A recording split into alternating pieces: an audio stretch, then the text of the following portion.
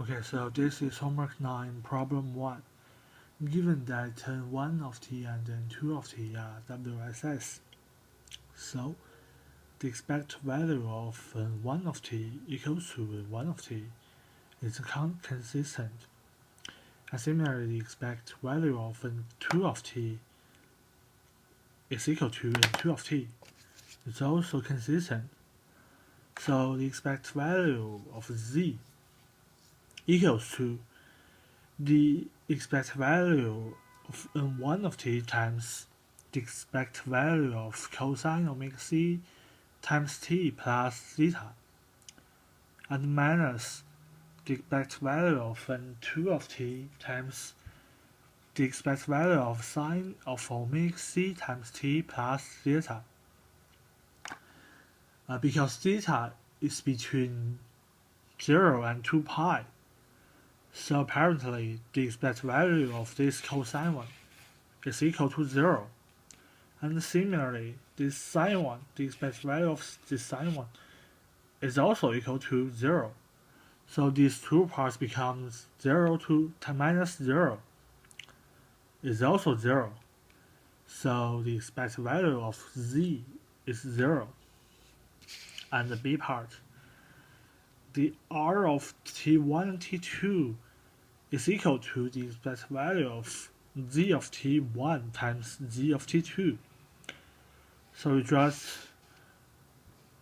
do this calculation. This one is equal to the following part is this one.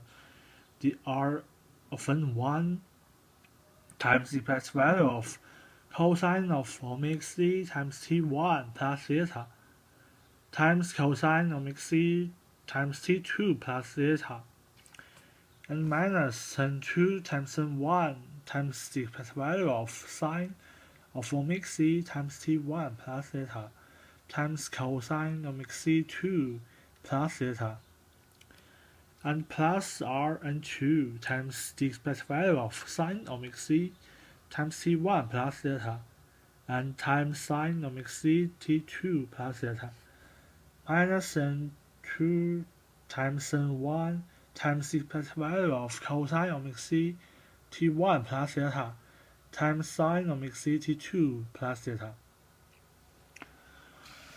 So we can do some calculation about this equation, and we can get this one is equal to 1/2 times the r of n1 of tau times cosine omega c tau.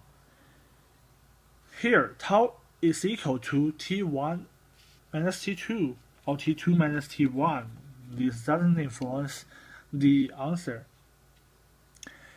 So minus 1/2 of r n2 of tau times cosine omega c tau. So this one is equal to 1/2 cosine omega c tau and times this one. So this one is r of n1 and 2. This is one is also the r of tau. So this is one. It's only dependent on tau, this function. So here it proves that z of t is WSS. Okay, the last part is to calculate the value of r of 0. So you just put the 0 because in the last part we found that the r of tau is this one. So here in the last part we just put the 0 into this, and this cosine part becomes 0. Oh no, this cosine part becomes 1. So here r of 0 equals to 1/2 times this one.